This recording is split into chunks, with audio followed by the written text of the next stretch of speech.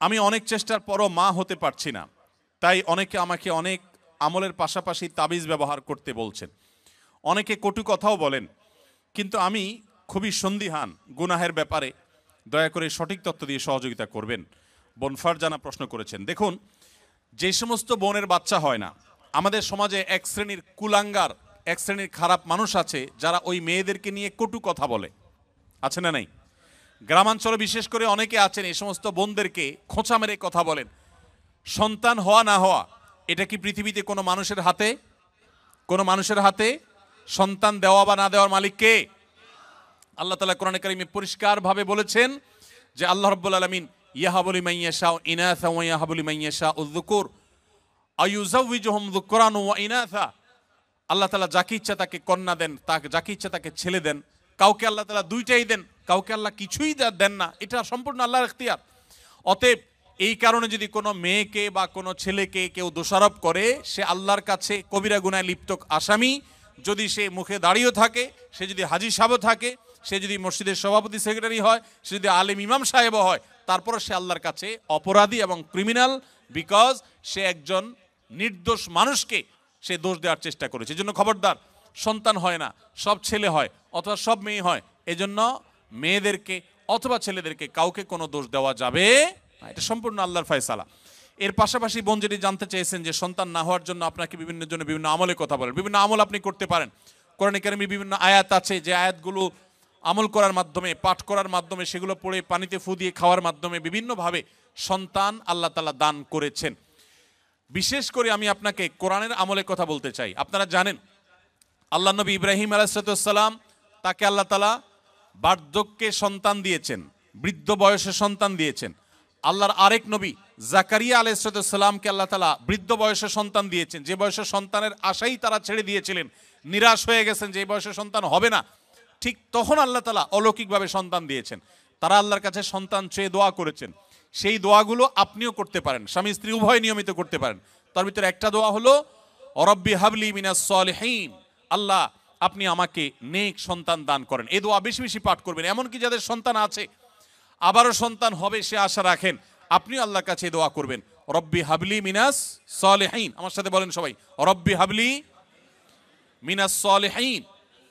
এর অর্থ হলো, হে আল্লাহ আপনি আমাকে নেক সন্তান দান করেন। মনে রাখবেন, আপনার ছেলে মেয়ে, আপনার সন্তান সন্ততি যদি নেক হয়, আল্লাহ ভীরু হয়, তাদের মধ্যে যদি আল্লাহর ভয় থাকে, তাহলে সেক্ষেত্রে এই সন্তান আপনার জন্য সবচেয়ে বেশি উপভোগ্য হবে, আপনার দুনিয়ার জীবনকে জান্নাতে পরিণত করবে, আখিরাত তো আছেই। এই জন্য নেক সন্তান আল্লাহর কাছে সবসময় কামনা করবেন। সন্তান যদি অমানুষ হয়, এর চাইতে বড় দুর্ভাগ্যের আর কিছু হতে। আমি জাপানে গিয়েছি, সেখানে দেখেছি, এখানকার কালচারও আপনারা আমার চাইতে আরো ভালো জানেন।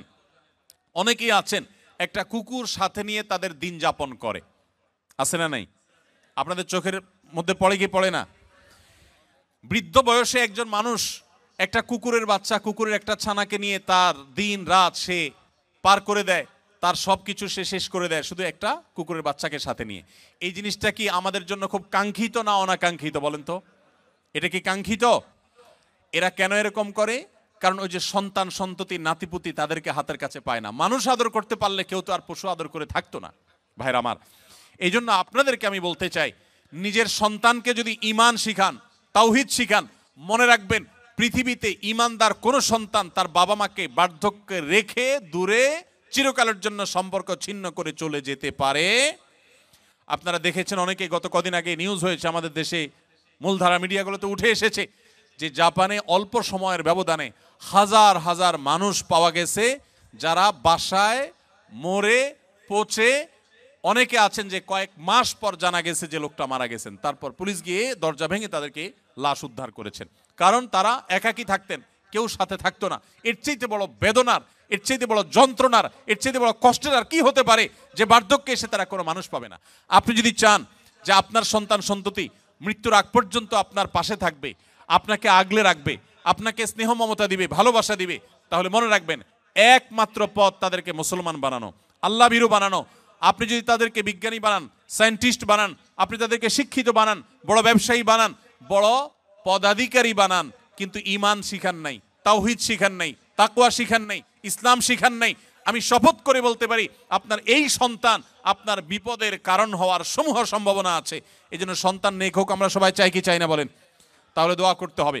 যে বোন চেয়েছেন তার জন্য এবং অন্য সবার জন্য বলছি, রব্বি হাবলি মিনাস সলিহিন, আয়াত বেশি বেশি করে পাঠ করবেন। আরেকটা দোয়া হলো রব্বি লা তাদারনি ফারদা ওয়া আনতা খায়রুল ওয়ারিসিন। বিশেষ করে যাদের সন্তান হয় না তারা এই দোয়াটা বেশি বেশি পাঠ করবেন, রব্বি লা তাদারনি ফারদা, হে আল্লাহ আমাকে একা আপনি রেখে দিবেন না, ওয়া আনতা খায়রুল ওয়ারিসিন, আপনি সর্বোত্তম ওয়ারিস, তারপরেও আপনি আমাকে নেক সন্তান দান করুন। এই দোয়ার মধ্যে সেটি চাওয়া হয়েছে।